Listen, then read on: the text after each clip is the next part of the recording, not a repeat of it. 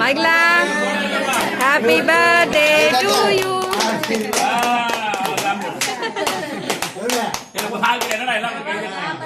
ஆயிரம் வருஷத்துக்கு என் பேரன் கேட்க வேண்டானே.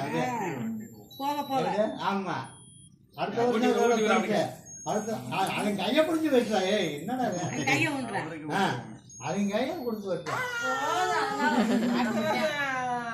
மைக்லா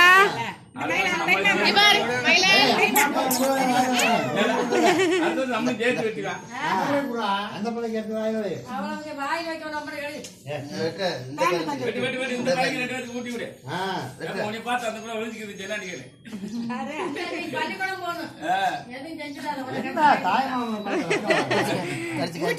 அது போயிட்டு